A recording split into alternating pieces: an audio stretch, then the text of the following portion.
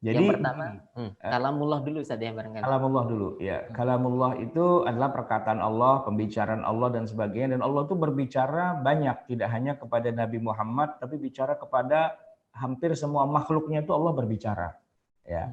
Jadi Allah itu juga berdialog dengan manusia biasa selain Nabi. Ingat ya, roh manusia kita ini sebelum lahir ke muka bumi itu sudah diajak ngomong sama Allah.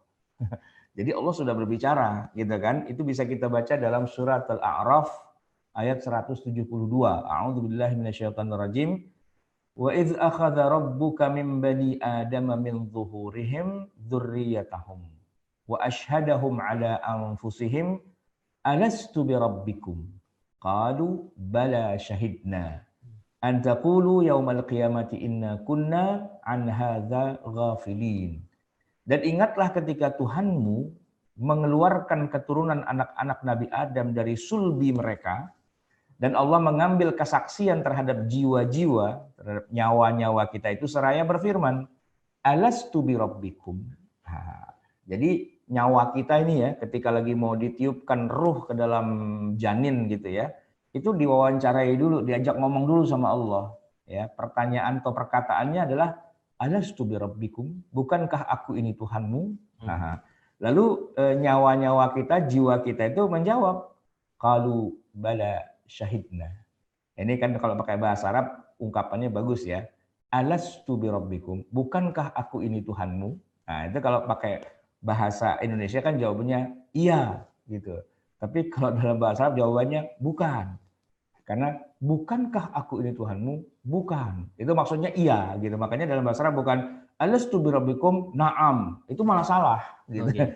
Jadi jawabnya adalah alastu birabbikum bala. Karena kalau pertanyaan diawali dengan alaisa kadzalik gitu ya. Kalau kita belajar i'dad lughawi zaman dulu kan, dosen kita kan ngajarin alaisa kadzalik ya abnai. Nah, terus ada yang jawab na'am. Nah, itu keliru, itu bukan na'am jawabannya. Bala gitu kan. Ini belajar sedikit bahasa Arab ya. Alastu birabbikum bala. Syahidna. Ngejawab itu, jadi Allah bertanya kepada roh kita dan roh kita ngejawab. Jawabannya pakai bahasa Arab pula. Nah, ini yang jadi pertanyaan. Dulu kita jangan-jangan waktu belum lahir dari perut emak udah bisa bahasa Arab ya. Enggak sih, enggak. Cuma lupa aja sekarang ya. Cuma lupa aja sekarang. Enggak sih. Ya semua kisah, semua cerita, semua peristiwa di dalam Al-Quran, maksudnya semua peristiwa yang diceritakan di dalam Al-Quran, semua sudah ditranslate oleh Allah ke dalam bahasa Arab. Jadi nanti ada Musa, ada Firaun, berantem, ribut, kalau cara orang Betawi adu pantun begitu ya. Nah itu berubah jadi bahasa Arab, sehingga kita tuh taunya seolah-olah kesannya, Musa itu orang Arab ya, gitu kan. Nabi Isa ketika lagi ngomong sama sahabat-sahabatnya Hawariyun, itu kan di dalam Al-Quran dialognya pakai bahasa Arab tuh. Nah banyak kemudian saya masih kecil, Nabi Isa keren nih, udah bisa bahasa Arab dia, gitu. Padahal kan sebenarnya tidak, gitu. Jadi itu terjadi dialog antara Allah dengan roh manusia di dalam surat Al-A'raf ayat 172. Nah, terus tadi saya juga ceritakan bahwa Nabi Musa kan punya hawariyun ya, punya pengikut gitu ya, yang sedikit. Dan ternyata Allah itu juga berdialog kepada para hawariyun. Ini menarik ya. Kalau kita baca surat Al-Maidah ayat 111. A'udzubillahi minasyaitonirrajim. Wa idz auhaitu ilal hawariyina an aminu bi wa bi rasuli. Dan ketika aku itu di situ Allah ya kan. Dan ketika aku auhaitu ilal hawariyin, ketika aku wahyukan kepada hawariyin. Cuman ini menarik ya, karena terjemahan di Kementerian Agama sudah disesuaikan, maka auhaitu itu tidak diterjemahkan sebagai aku wahyukan. Karena kalau aku wahyukan, orang jadi mikir, berarti hawariyin pengikut Nabi Isa itu nabi dong, kan dapat wahyu, ya kan? Ternyata tafsirnya, terjemah tafsiriyahnya sudah disesuaikan. Jadi bunyinya, dan ketika aku ilhamkan kepada hawariyin. Nah, ini wahyu yang bukan kenabian, wahyu yang sifatnya ilham, gitu. Jadi wa id auhaitu ilal hawariyina an aminu bi wa bi rasuli qalu amanna washhad bi annana muslimun. itu terjadi dialog antara Allah dengan Hawariyun. Tapi wahyu yang turun itu kalamullah kepada Hawariyun itu bukan wahyu kenabian, ya. Nah itu terjadi. Begitu juga dengan pemuda Ashabul Kahfi. Ya, pemuda Ashabul Kahfi itu juga mereka diajak ngomong sama Allah tuh. Kalau kita lihat redaksinya di dalam surat apa? Cerita tentang Ashabul Kahfi itu di surat apa? Surat Al-Kahfi. Ya surat Al-Kahfi. Surat Al-Kahfi, surat 18 ya. Ayatnya ayat ke-16. A'udzubillahi minasyaitonirrajim.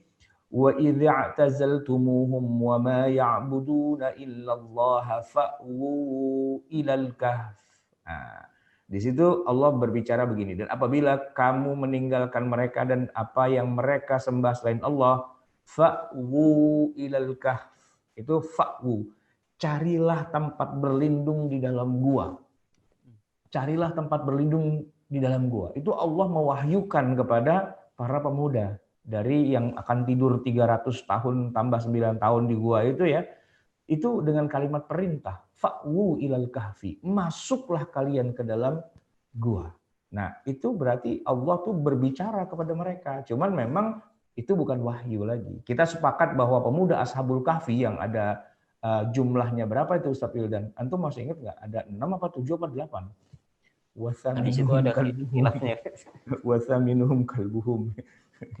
Nah, itu mereka bukan nabi kan? Mereka bukan nabi. Ya, tapi mereka mendapatkan semacam komando dari Allah. Fa'wu ilal kahfi. Masuklah ke dalam gua, gitu kan? Begitu juga ibunda Nabi Musa alaihi salam.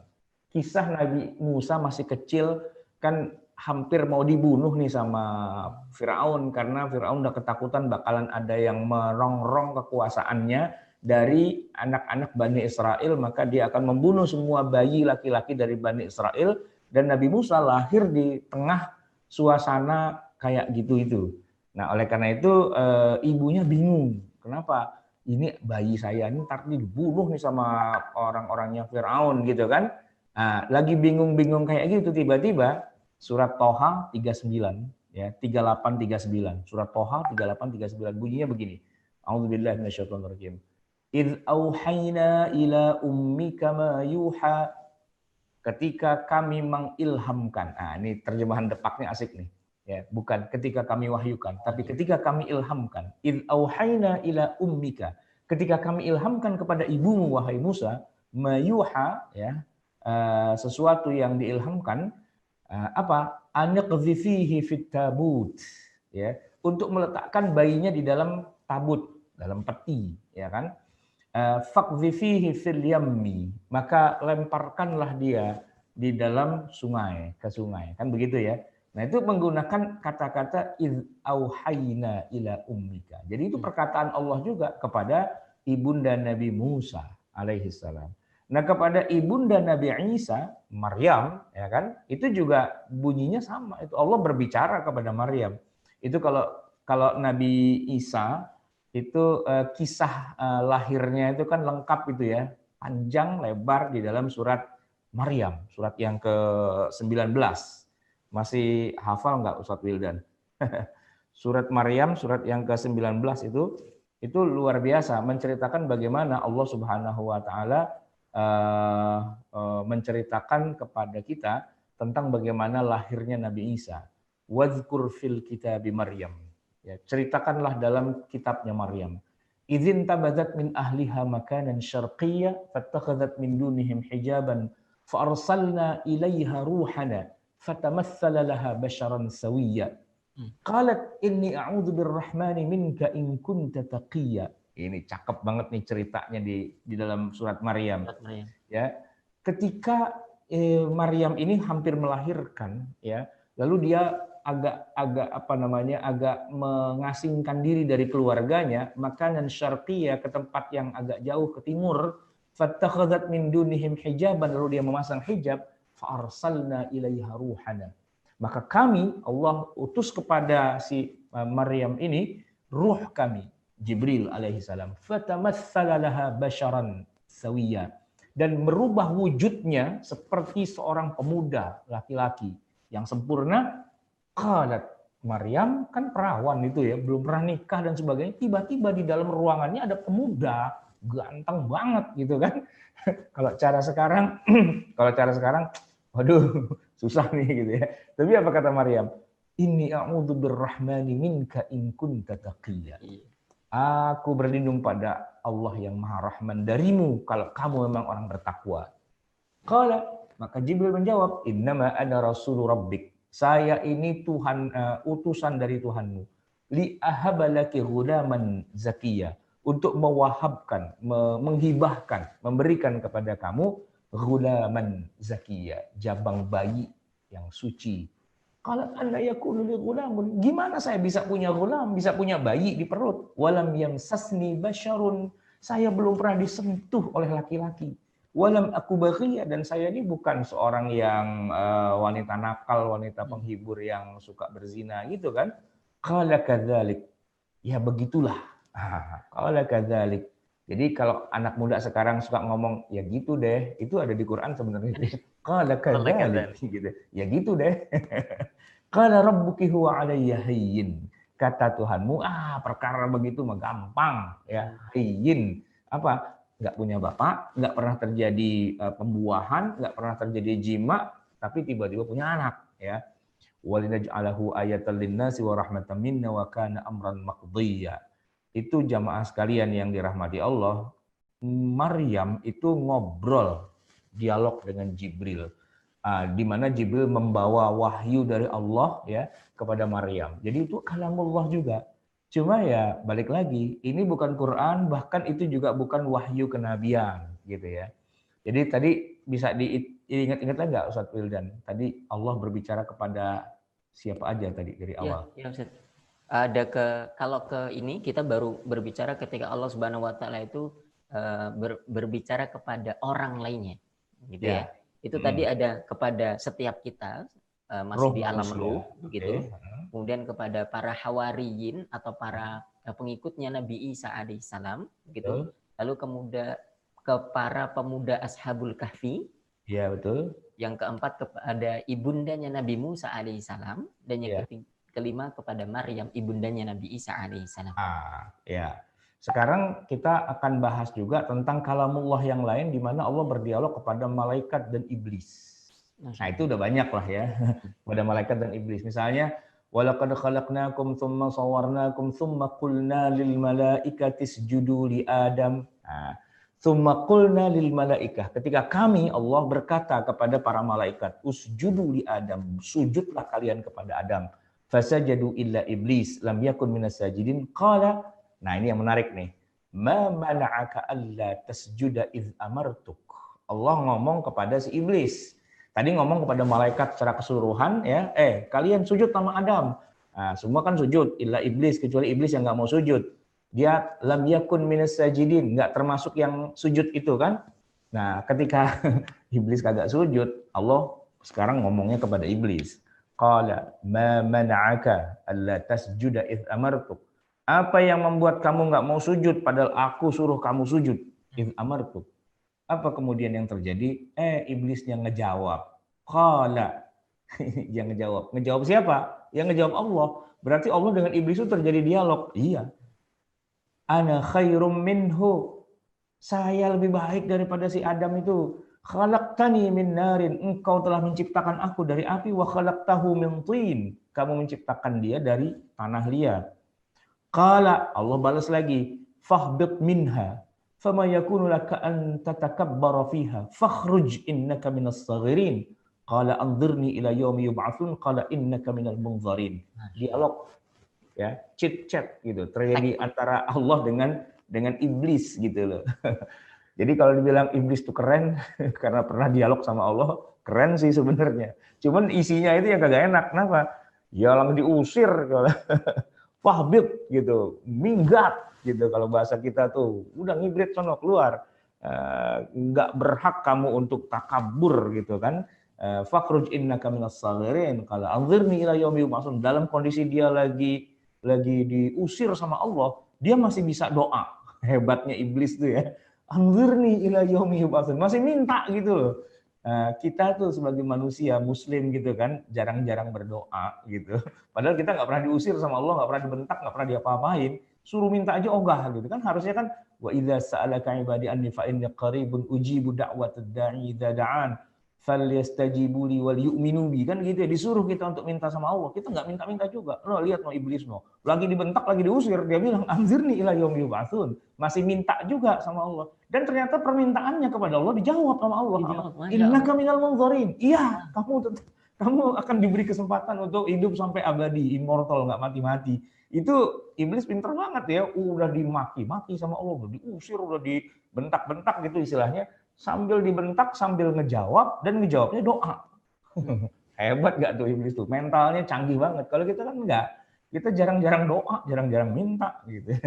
Tapi ya ayat ini menarik ya, surat apa ini ya, surat Al-A'raf ayat 15 dari 11, 12, 13, 14, 15. Itu panjang memang rangkaiannya. Tapi saya mengcapture ayat ini untuk menceritakan bahwa Allah itu berbicara kepada malaikat, bahkan berbicara juga pada iblis. Malah kalau dibandingkan dengan malaikat, Allah nyuruh malaikat sujud mereka kagak jawab, kagak apa, dikerjain aja langsung sama malaikat. Tapi kalau sama iblis, ngeyel kan dia, ngomong lagi, jawab lagi, ngomong lagi, jawab lagi terus begitu. Itu adalah kalamullah kepada iblis. Nah, kita lagi ngomongin apa nih sebenarnya, kok sampai ke sini-sini lagi ngomongin definisi Al-Qur'an. Al-Qur'an itu adalah kalamullah.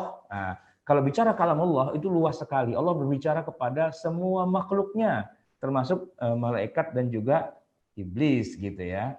Oke, Ustaz Wildan, silakan. Baik Ustaz, itu kita baru berada di poin pertama Ustaz. Iya. Di poin pertama tentang definisi Al-Qur'an secara istilah begitu ya, bahwa kalamullah. Allah itu juga berbicara kepada makhluk yang lain, kepada malaikat, kepada iblis, kepada manusia-manusia. Tadi sudah kita sebutkan contohnya ada 5 manusia gitu ya, yang diajak dialog oleh Allah Subhanahu wa taala begitu. Bahkan juga Allah itu berbicara kepada hewan-hewan, misalnya juga mengilhamkan kepada lebah, kepada semut, kepada hewan-hewan tertentu begitu Ustaz ya. Tapi tahu kan ayatnya? Tahu nggak Ustaz Wildan ayatnya? Misalnya di surat An-Nahl begitu ya, Allah mengilhamkan kepada lebah itu untuk membuat sarang-sarang di gunung-gunung, di rumah-rumah begitu. Ayatnya apa Mbak? Gimana? Nyontek. Nyontek. Wa auha rabbuka ilan nahl. Allah mewahyukan kepada nahl, ya, kepada lebah. Makanya orang kalau jualan madu tuh bilang, ini madu dari lebah. Allah pernah ngobrol nih sama lebah ini. Kenapa? Wa auha rabbuka ilan nahl anittakhidhi minal jibali buyutan wa minasyajari wa mimma ya'rishun. Allah ngomong kepada lebah, buatlah sarang-sarang kamu di bukit-bukit, di pohon-pohon kayu, dan di tempat-tempat yang dibikin oleh manusia, gitu ya. Surat An-Nahl ayat 68. Dengan kata auha, Allah mewahyukan. Jadi di situ kalam ya, berbicara juga. Termasuk juga nanti Allah berbicara kepada alam semesta. Ya, tsummastawa ilas sama'i wa hiya dukhanun faqala laha walil ardi tiya taw'an aw karha qalata ataina ta'in. Kemudian dia menuju kepada penciptaan langit dan bumi, ya, dan langit ya, dan langit itu masih berupa dukhan, masih berupa asap. Nah, kemarin kita ribut-ribut dukhan gitu ya. Nah, lalu dia berkata, Allah berkata kepadanya, kepada langit itu, dan berkata kepada bumi juga, ya. Faqala laha walil ardi. Allah berkata kepada dia, laha itu di sini Allah as-sama, ya, langit, walil ardi, dan kepada bumi. Allah ngomong kepada benda mati, ya, i'tiya taw'an au karha. Apa? Datanglah kamu keduanya menuruti perintahku dengan suka hati atau dengan terpaksa. Dan langit dan bumi itu kemudian menjawab, ya, qalata ataina ta'in. Kami datang dengan suka hati. Surat Fussilat ayat 11. Jadi menarik sekali ya, Allah berbicara kepada semua makhluknya. Bahkan cerita tentang Nabi Nuh alaihissalam yang ada banjir bandang itu juga banjirnya itu Allah perintahkan ngomongnya itu kepada bumi. Wa qila ya ardu bla'i ma'aki wa ya sama'u aqli'i. Nah, gitu. Jadi Allah ngomong kepada bumi dan kepada langit. Wahai bumi, gitu, telanlah airmu, ibla'i ma'aki. Ya, banjirkan airmu begitu. Wa ya sama, wahai langit, aqli'i. Ya, berhentilah gitu, dan air pun disurutkan. Jadi ketika ketika ini ceritanya sudah banjir, kemudian biar banjirnya hilang apa? Wahai bumi, telanlah airmu. Ya ardu bla'i ma'aki. Wahai air, surutlah, telan tuh air semua masuk ke dalam bumi gitu. Wa ya sama'u aqli'i. Wahai langit, berhentilah kamu dari menurunkan air hujan. Maka ya sudah selesailah banjir itu. Dan kemudian wa ghidhal ma wa qudiyal amr wastawat 'alal judi wa qila bu'dan lil qaumidz zalimin. Nah, jadi itu adalah petikan-petikan ya, syawahid dalam ayat-ayat Al-Qur'an tentang bagaimana Allah itu berbicara kepada seluruh makhluk dan hambanya, termasuk juga kepada benda-benda mati. Gitu, Sob Yoda. Baik Ustaz. Kita baru berada di poin pertama yaitu kalamullah.